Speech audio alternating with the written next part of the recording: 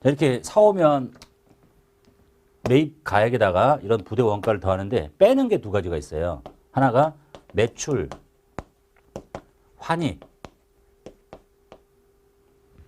말 잘못했다. 우리 사오는 거죠. 매출 환입이 아니라 사왔는데 매입했는데 다시 돌려보내요. 매입 환출 또는 값만 깎아요. 애누리를 빼고 또 하나 매입했는데 상대방이 대금 결제 조건에 따라서 값을 깎아주는 매입 할인 두 개를 뺍니다.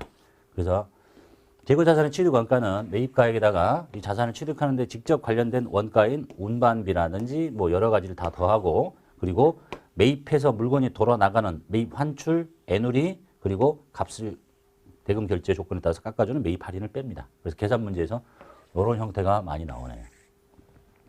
그래서 매입 환출 및 애누리를 먼저 보겠습니다.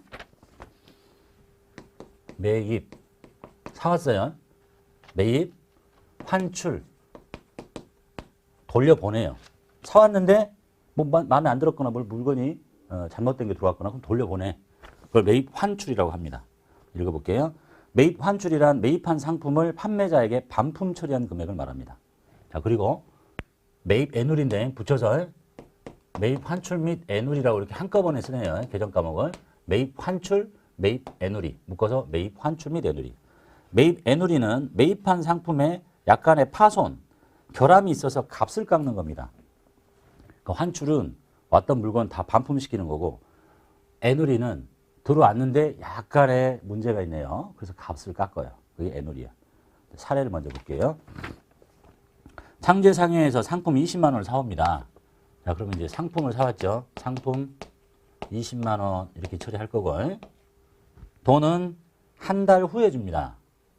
아직 부채를 안 배우셨으니까 우리 물건을 사왔는데 나중에 뭘 돈 주기로 하면 아니 팔았는데 나중에 주기로 하면 외상 매출금 하죠. 그 반대로 그때 쓰는 이름이 이제 반대 사람 입장 외상 매입금이에요. 부채입니다. 이거 나중에 지금 이해 안 되셔도 부채를 보시면 될 거니까. 자, 상품 사왔습니다. 이게 지금 매입 원가죠. 매입 가격 부대 원가 없었고 자, 이렇게 했는데 돈을 한 달 후에 주기로 했어요. 상거래고 한 달 후에 주기로 했으니까 이때 쓰는 이름이 외상 매입금이라는 부채입니다. 부채편에서 다시 배울 겁니다. 자, 이제 매입했는데요. 이 일부에서 불량이 발견됐습니다. 그 사실을 통보한 결과 외상대금 20만 원 중에서 3만 원을 깎기로 했습니다. 나머지만 현금으로 줍니다. 자, 물건 사왔는데 물건에 하자가 있는 거야. 그래서 얘기했더니 그러면 3만 원은 안 주셔도 됩니다. 17만 원만 주세요. 이렇게 하는 거예요. 자, 그러면 이제 요 외상 매입금이라는 부채를 없앨게요. 외상 매입금이라는 부채를 없애고 돈을 주는데 3만 원 빼고 주래잖아. 그럼 현금으로 17만 원만 주면 되는 거죠. 물건에 하자가 있으니까 약간의 상처가 있다. 자, 그러면 이제 적게 주는 돈이 3만 원을 뭐라고 해야 되느냐? 땡 잡았다? 이렇게 할 거냐? 뭘 땡 잡어? 물건에 하자가 있는 걸 받았는데. 그래서 요거 있잖아요. 여기에서 이렇게 뺍니다. 그래서 현실에서는 직접 뺄 수도 있는데 우리 시험에서는 이걸 직접 빼지 않고 차감 항목을 씁니다. 그때 쓰는 이름이 여기죠. 이 상황에서는 지금 하자가 있는 거니까 매입 애누리일 거예요. 근데 이름을 붙여서 쓰니까 이때 쓰는 이름이 매입 환출 및 애누리입니다. 매입 환출 및 애누리라는 이름을 써요. 즉 상품을 직접 빼도 되고 예? 여기서 차감 항목을 써서 빼도 되고 그래서 이제 코드 번호가 중요하죠. 우리가 146번이거든요. 요 번호는 147번에 있습니다. 요 자산 바로 밑에서 차감하는 성격이에요. 그러니까 얘와 얘 무슨 차이가 있느냐? 시험은 이 이름을 반드시 써야 됩니다. 매입 환출 및 애누리 이렇게. 여기 수익이 아니에요. 매출의 차감 항목이야. 이쪽에 원래 생기는 게 뭐야? 자산. 부채도 아니고 자본도 아니고 수익도 아니에요. 수익의 아니 자산의 차감 항목이야. 자산 감소. 이게 무슨 영업의 수익이 아니라 직접 자산을 빼지 않고 차감 항목을 써서 뺍니다. 자, 그러면 얘와 얘 이제 차이가 뭐냐면 손익계산서의 보고 아니 재무상태표의 보고가 될 때 자, 얘는 상품이라고 사왔을 때 20만 원 이렇게 잡힐 겁니다. 재무상태표에. 근데 이런 일이 생겨서 상품을 바로 빼면 이 금액이 그냥 바로 줄고 17만 원으로 이렇게 보고가 되는 거고 이렇게 이 이름을 쓰면 보세요. 얘는 차변이고 이 매입 환출 및 애누리는 대변이죠. 이것이 대변에 있는 건데 대변에 기록하지 않고 차변에서 이 자산 바로 밑에 붙어서 차감하는 형태로 보고를 하래요. 마치 대손 충당금처럼. 그래서 여기 애누리가 이렇게 바짝 붙어요. 원래 이게 오른쪽에 대변에 있잖아. 대변에다 기록하지 말고 재무상태표 보고할 때는 저 자산 밑에 붙어야 돼. 그러니까 이쪽에 있는 게 일이 가려니까 음수가 되는 거죠. 그래서 요 상태로 보고를 하면 이 20만 원 그대로 놓고 여기다가 3만 원을 차감하는 형태로 보고를 해. 그래서 17만 원 이렇게 보고하는 거예요. 그러니까 바로 뺄 거냐, 가만히 살려놓고 차감 항목을 써서 뺄 거냐의 차이입니다. 그러니까 현실에서는 주로 이런 이름 안 쓰고 바로 빼기도 하는데 여러분 시험에서는 물건에 하자가 있어서 값을 깎거나 돌려보내면 당연히 원가를 줄여야지. 응? 대변으로 직접 빼지 않고 차감 항목을 씁니다. 매입, 환출 및 애누리. 그래서 지금 여기 지금 하는 거죠.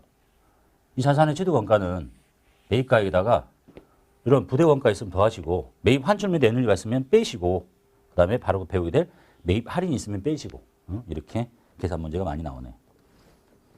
자, 그다음에 매입 할인 볼게요. 자, 매입 할인이란 뭐냐?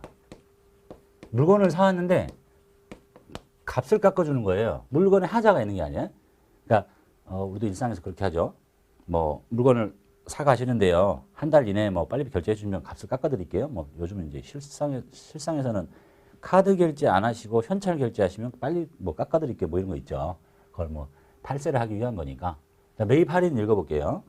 외상대금을 약정된 할인 기간 내에 지급합니다. 그러니까 거래를 하면서 혹시 10일 이내에 결제하시면 뭐 10% 깎아드릴게요. 뭐 이렇게 그러니까 대금의 일부를 할인받는 겁니다.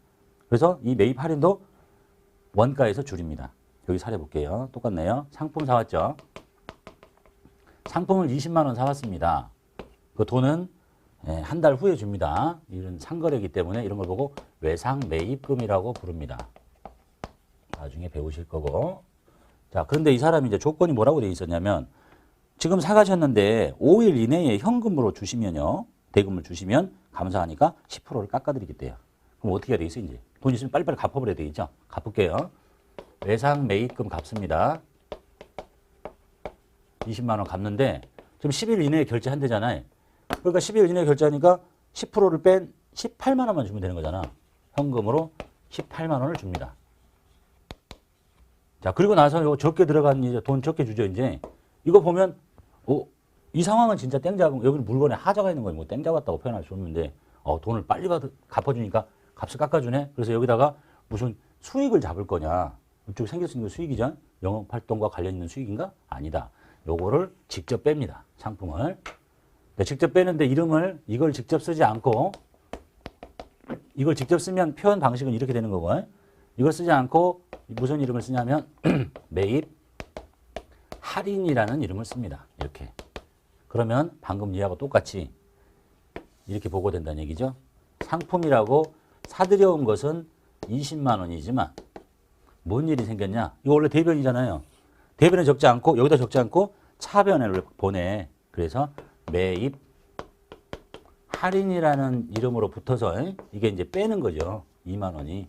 그래서 사온 물건은 18만 원짜리가 취득원가가 된다라고 재무상태표에 보고하도록 하고 있는 거예요. 성격은 똑같죠. 얘는 물건에 하자가 있어서 완전히 돌려보내는 거. 그냥 내가 쓰고 값만 깎는 거. 얘는 물건에 하자가 아니라 대금 결제 조건에 따라서 약정된 기간 내에 빨리 갚아줘서 값을 깎는 거. 매입, 할인. 자, 요것의 반대 이름은 이제 매출자이겠죠. 요건 저기 뒤쪽에서 배울 거예요. 파는 사람은 매출 환입 및 애누리. 여기는 매출 할인. 그때 가서 다시 정리하기로 하고. 그 다음에 이제 상식적으로 보면 여기 아까 이 문제에서 12일 이내에 5일 이내에 결제하시면 현금 10% 할인 조건 이렇게 있죠. 요거를 이제 기호로 이렇게 표시합니다. 자, 뭐라고 했지? 10일이죠. 아니, 5일이죠. 자, 5일 이내에 결제하시면 10% 할인이죠. 10%. 그리고 30일, 한 달 내에 갚기로 했죠. 30일 N 이렇게 표현해요. 그래서 이걸 조금 더 작게 쓰면 15 N 30 이렇게 표현하기도 합니다. 여기서 말하는 거는 여기 날짜예요. 5일 이내에 결제하시면 10% 할인. 늦어도 30일 이내는 주셔야 됩니다. 그럼 여기는 N은 NET 정가를 다 받겠습니다. 라는 것을 기호로 표시하면 이렇게 합니다. 한번 봐두시기만 하시면 되겠네요.